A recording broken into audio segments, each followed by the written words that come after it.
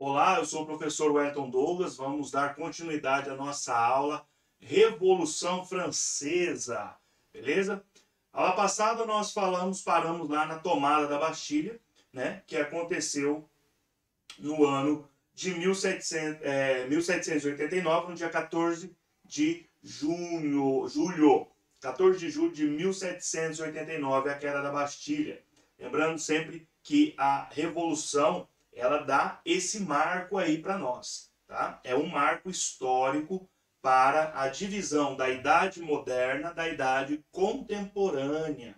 Isso é muito importante para que a gente possa colocar na nossa linha do tempo aí depois. Beleza? Vamos lá, próximo então. Em 1789, então, o que acontece diferente? Após a tomada da Bastilha, acontece a Assembleia Nacional, né? Em 1789 a 1792. Tá? O que vem agora? O que acontece nessa Assembleia aí? Os camponeses se rebelaram contra as autoridades dos senhores feudais. Só lembrando aí, né, que nesse período aí era o período do antigo regime, né, onde o absolutismo, os senhores feudais tinham um grande poder político, poder militar também, tá bom? Então vem aí o grande medo, que é o ago, né?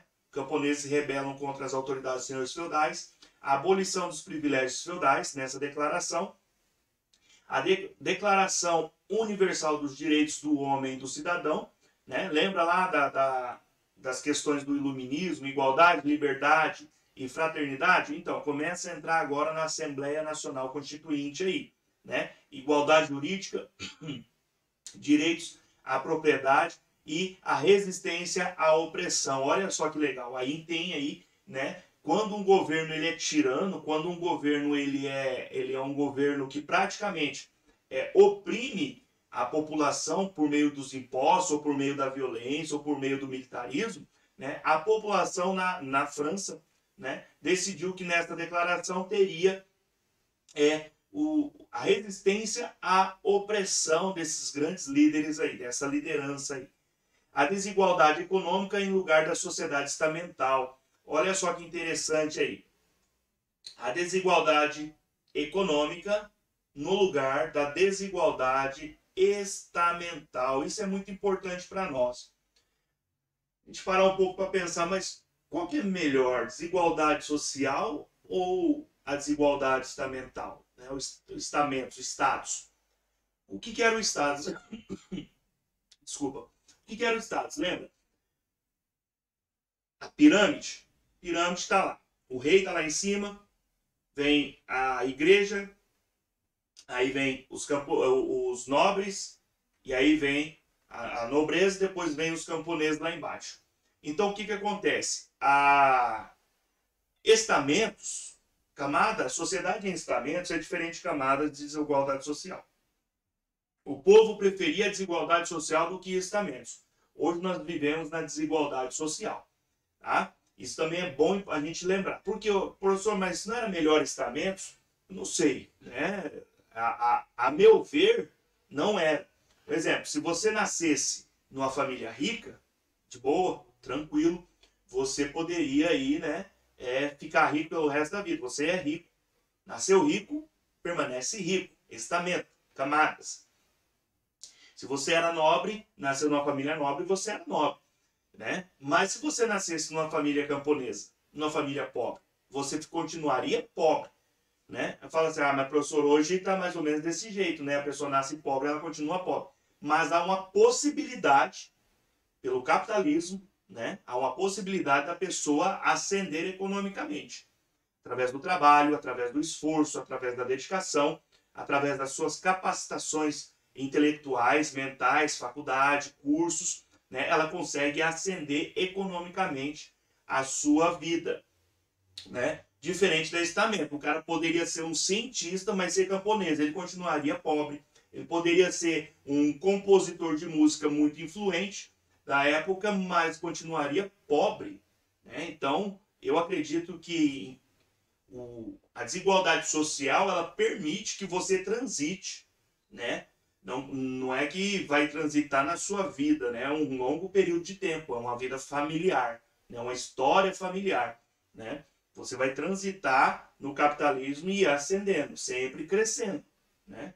Então, eu acredito que estamentos, nasceu nobre, morria nobre. Nasceu pobre, morria pobre.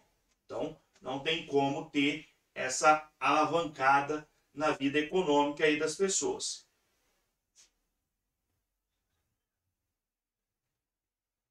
A Constituição Civil do Clero, de 1789, né? A igreja subordinada ao Estado. Olha as ideias aí de Maquiavel aí, né? O Estado deve ser laico, né? Lá do iluminismo que nós vimos, o Estado deve ser laico, o Estado tem que estar separado da igreja. Então, a Constituição Civil do Clero colocou a igreja abaixo do Estado agora.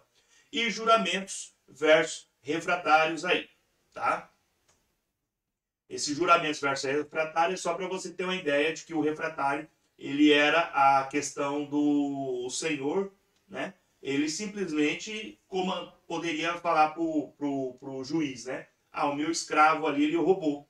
E o escravo não tem direito de palavra, não tem nada. E ele poderia estar mentindo ou não. E esse juramento faz com que agora ele jure, né, pela verdade. E se ele estiver mentindo, é ele que vai pagar as consequências aí, se for provado, né? A primeira Constituição francesa, então, ela é colocada aí em 1791, na monarquia constitucional, continuava uma monarquia, mas agora constitucional, ou seja, a constituinte, né? As leis do Estado. Divisão dos poderes, né? Executivo, legislativo e judiciário, voto censitário, né? Por camadas aí monetárias, né, de estudo, manutenção da escravidão nas colônias. Essa era a Constituição Francesa de 1791. Proibição de greves e associações de trabalhadores, né? A Le Chapelier, divisão entre os parlamentares, trouxe a divisão. Quais foram as divisões? Os girondinos e os jacobinos. Existiam 3 camadas, tá? Girondinos, jacobinos e os pântanos, os pantoneses aí. Os girondinos era a alta burguesia, conservadores sentados no lado direito do parlamento. Os jacobinos era a pequena média burguesia, apoiada pelos sans-culottes, né, que era os artesãos aí da época, favoráveis a mudanças mais radicais, sentados na esquerda do parlamento, apelidados de montanheses.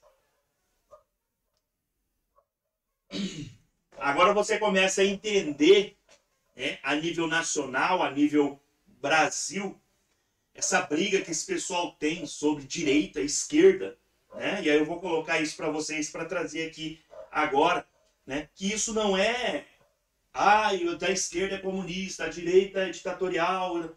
Isso é desde a história da Revolução Francesa. Por mais que existem vários partidos no país, né, a nível nacional, muitos se denominam de direita e muitos se denominam de esquerda.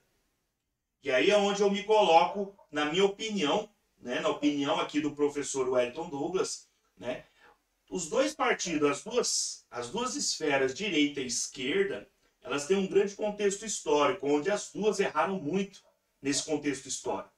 Então, se você falar, professor, mas o partido de esquerda apoia,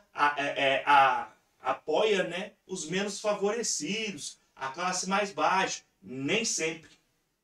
Nem sempre o partido de esquerda pode estar invertido no vídeo aí, né? Eu vou falar direita e esquerda, porque o vídeo ele dá uma invertida. Mas não importa a posição das minhas mãos, não importa o que a gente está falando. Então, nem sempre o partido de esquerda ele vai simplesmente fazer coisas para a minoria, para os movimentos sociais, para a questão da classe baixa, né? E nem sempre os da direita vão fazer leis favoráveis aos ricos, né? Nem sempre. Então a gente tem que olhar que essas duas grandes esferas, elas erraram muito no período histórico, né? E aí, professor, mas qual é a melhor opção? A melhor opção não tem a melhor opção por enquanto, né? A melhor opção é você pegar o melhor dos dois e formar um só. Essa é a melhor ideia que eu tenho, né?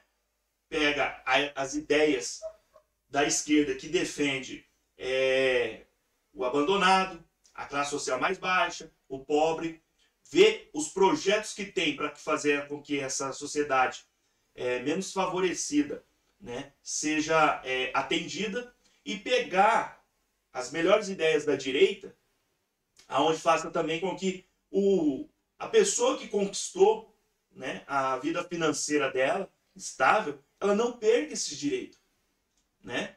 Mas também que não ultrapasse por cima do outro, que é o que acontece muitas vezes num governo de direita. Os ricos se sobrepõem sobre os mais pobres, né? E no governo de esquerda isso pode acontecer também, que já aconteceu, o rico se sobrepõe sobre o mais pobre, né? E não manter uma cortina diante da população, ser bem esclarecido, ser bem libertário, né? Então, ter esse tipo de ideia, juntar os melhores, as melhores ideias dos dois, fazer uma só, porque é o povo que paga por isso, é o povo que sofre por isso, né? Então, os girondinos eram da direita e os jacobinos da esquerda. Os codelianes, né, as camadas populares aí, e os feulanges, a burguesia financeira. Os nobres começam a abandonar a França, né? Começam a fugir para outros países. Por quê? Porque agora tem uma nova forma de governo, né? Os estados, então, o Estado Nacional francês começa a governar a França aí com esses dois partidos, girondinos e os jacobinos. O rei tenta fugir, mas ele é preso em 1791. Nós estamos falando aí do rei Luís XVI, tá? A França é invadida por países absolutistas, a Áustria e a Prússia. O exército jacobino se organiza e que é um exército popular, né? Jacobinos, esquerda, só para vocês lembrarem, da população, é formado aí para conter os inimigos traidores do rei, né? Ou seja, o rei agora ele é o traidor da pátria, né? O Luís XVI foi considerado agora traidor da França. E vão lutar contra os países absolutistas da época, a Áustria e a Prússia. A monarquia é totalmente abolida em 1792. E aí, em 1992, nasce então a Convenção Nacional. 1792 a 1795. Olha só, pessoal, é quase uma década para poder se reorganizar politicamente aí, né? E vão tentando de qualquer jeito na França aí a questão da busca pelo poder. Você pensa que não, mas eles estavam buscando um poder próprio. Os girondinos versus os jacobinos.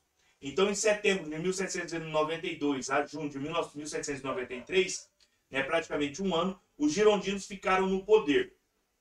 Em janeiro de 1793, então, os girondinos guilhotinam Luís XVI, né, o rei.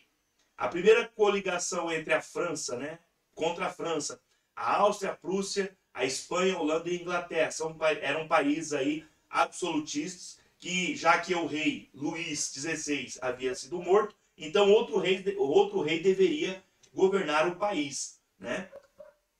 Então esses países aí se uniram contra o Estado da França. A revolta dos camponeses impede contra a Revolução, né? E vem uma grande crise econômica. Por quê? A guerra ela traz essa crise econômica, independente do país que seja. Ela traz uma crise econômica quando a guerra é travada dentro do próprio país. Em junho de 1793 a julho de 1794, um ano aí, os jacobinos assumem o poder de forma radical. Então, primeiro foi a direita, né? Só para a gente deixar bem claro, mata o rei Luís XVI aí, enfrenta os outros países absolutistas e traz uma grande crise econômica aí. Em 1793 a 94, os jacobinos assumem o poder de forma radical, de forma ditatorial. Olha só que controvérsia, né? A esquerda assumindo de forma ditatorial o poder.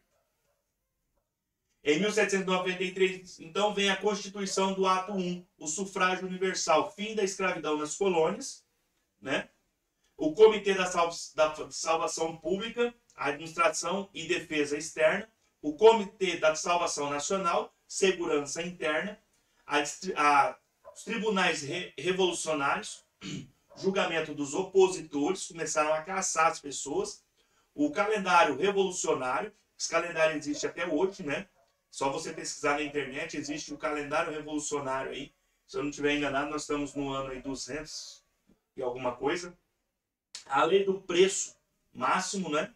A lei do preço máximo que não poderia ultrapassar o valor aí, ou seja, um controle na economia. Olha só que interessante. Olha só que interessante. A esquerda, né? A esquerda, ela tá trazendo aí algumas ideias da direita. A lei do preço máximo é o quê? Um controle econômico. Quem faz isso? O Partido Liberal. O liberal, ele faz isso, né? O calendário revolucionário, criar novas datas aí, né? Tribunais revolucionários, julgamento de opositores contra suas ideias, por isso se tornou radicais, né? O confisco à venda, desculpa, a venda, né, de preços populares de bens da igreja e da nobreza. Então eles começaram também a vender os bens da igreja, né? Então a esquerda, ela geralmente ela confisca os bens da igreja e começa a vender, igual aconteceu na Inglaterra, quando Elizabeth implantou, mas Henrique VIII, o anglicanismo. Fim da supremacia católica, né? A igreja praticamente não tem mais poder dentro da França, né? Há o assassinato de Marat, né? A divergência entre os jacobinos aí, Danton, Robespierre e Hebert, eles são todos jacobinos, e Marat morre, né? Ele é assassinado, e aí é uma grande briga de Robespierre e Danton aí, porque ele lembra lá, poder de 5, né? Então eram 5 pessoas no poder, e aí a maioria eram jacobinos, e aí vem o terror, né? Abuso da guilhotina. Então, Robespierre, esse cara aí, né, de gravatinha aí verde aí, de todo verde aí, do lado de Danton, ele era o cara que tinha uma oratória, né, um poder de argumentação muito forte no parlamento. Então era um cara que conseguia ganhar votos para todo tipo de ideia. E aí vem, né, o terror da guilhotina aí, né? O dia do terror, o terror da guilhotina, o desgaste do governo, porque começaram a matar os seus opositores. E aí vem o golpe de Thermidor, né? A reação thermidoriana. Robespierre é guilhotinado e os girondinos retomam ao poder, né? Vem a Convenção Thermidoriana de 1794 a 95, a anulação das leis dos jacobinos. Então todas as leis jacobinas que eles fizeram foram anuladas, e a perseguição da popularidade, né? A perseguição a populares, né? O terror branco.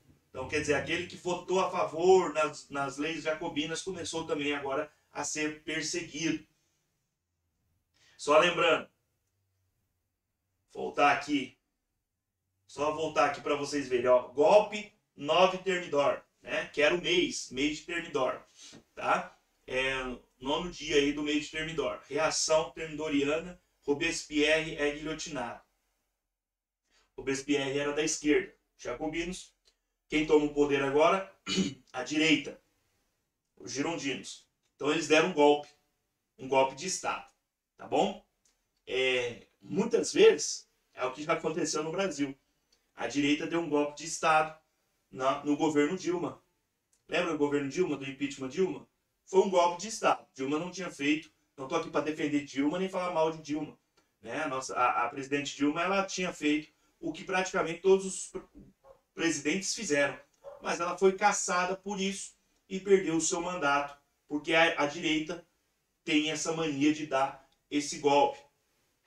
Lá do Collor de Mello, mesma coisa, a direita apresentou o golpe aí. Ah, mas teve apoio da população. Sim, a população, ela apoia um desses lados, tá? A população, ela sempre apoia um desses lados, porque ela é uma massa, né? A população é uma massa de manobra. Se você tem um povo com você, você pode fazer muita coisa. E eu lembro que eu falei de Robespierre? Robespierre é um grande orador. Então, ele tinha um grande poder na oratória.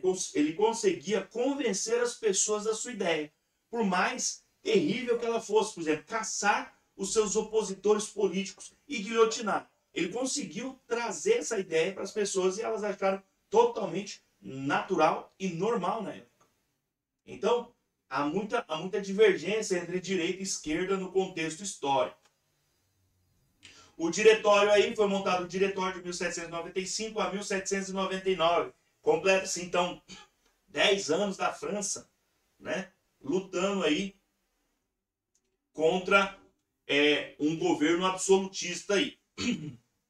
Em 1795, a nova Constituição, 5 diretores, Poder Executivo e o voto censitário aí. 1795 a 1797, golpes realistas, né, frustrados aí. De quem? Dos jacobinos, que estavam fora do poder. Em 1796, conspiração conjura dos iguais, né? Rebelião popular fracassada aí por Graco Babelf. Segunda coligação na França, contra a França, né? A Prússia, né, que agora é a Áustria, né, e Prússia, a Prússia, a Espanha, a Holanda e a Itália são derrotados pela França novamente. Nova crise econômica, uma grande corrupção e a impopularidade do governo. Napoleão Bonaparte, né, grande general Napoleão Bonaparte, se destaca devido a essa guerra contra a Prússia, a Holanda e a Itália e a Espanha, né, e toma o poder no 18 Brumário de 1799. Né? Ele toma o poder e aí nós temos o fim da Revolução Francesa. Quando Napoleão Bonaparte assume o poder no 18 Brumário, essa palavra 18 Brumário ela cai muito em concurso. 18 é o dia, Brumário é o mês, tá? É um mês aí revolucionário. Então 18 Brumário é um dos meses revolucionário aí, lá igual 9 Thermidor, né? É o mês dos revolucionários, tá bom? Então, é o calendário da Revolução. Então, se você puder, faça uma pesquisa aí. Fim da nossa Revolução Francesa aí, do nosso conteúdo. Qual é a importância aí da Revolução Francesa? O fim do antigo regime, acaba-se o absolutismo, né, na França. A ascensão da classe burguesa economicamente e o desenvolvimento do capitalismo, né? Por que o desenvolvimento do capitalismo? Porque a Inglaterra já estava lá atrás, já quase 100 anos atrás, já com a indústria em movimento. Lembra na Revolução Industrial, lá na Inglaterra? Então a França ela se atrasou muito na Revolução Industrial e na questão do sistema capitalista por causa dessas questões absolutistas que estavam no poder. E essa grande briga, são 10 anos praticamente, para poder arrumar a casa politicamente aí. E ainda não arrumou, porque nós depois temos aí Napoleão Bonaparte, que ele se declara imperador, né? Ele se declara imperador e vai combatendo aí a Espanha, toma-se a Espanha, toma-se Portugal, luta-se contra a Inglaterra, cria-se na Inglaterra, né, algumas questões que nós vamos ver aí nas próximas aulas. No próximo bimestre, praticamente, nós vamos dar início, então, à Era Napoleônica. Tá? São conteúdos de muita importância para nós aí, tá bom? Pessoal, façam as atividades. Deixa eu colocar a palavra-chave aqui, que tem um recado muito importante para você. A palavra-chave é capacitação. Tá? Encerrando-se o bimestre, estamos encerrando o bimestre já. Essa é praticamente a nossa última aula desse bimestre. Próxima semana aí não teremos aula. Eu vou estar colocando as notas de vocês em dia. Então, praticamente, termina as atividades. Estou corrigindo as atividades. Me mandem lá na plataforma. Avaliação global. Tá? É do caderno todo. Tem gente me perguntando, professor, é da última atividade? Não, é do caderno todo. Você bate foto de todo o caderno, anexa lá na plataforma lá. E aí você vai garantir a sua nota. Professor, mas eu não fiz no caderno. Então, deveria ter feito. Se você está no online, O caderno, lembra que eu falei? É para você rascunhar, para você escrever seu resumo, é para fazer o mapa conceitual, para fazer a linha do tempo, é para responder as questões. Então o caderno é feito para isso, para você memorizar ali como uma forma de aprendizagem. Beleza? Pessoal, até a próxima, se Deus quiser, e espero que todos tenham uma boa nota aí nesse final de bimestre. Beleza? Quem pegou a atividade impressa, está assistindo as aulas pelo YouTube e pegou as atividades impressas, devolva na escola lá, tá bom? Rapidamente, para que tenha correção.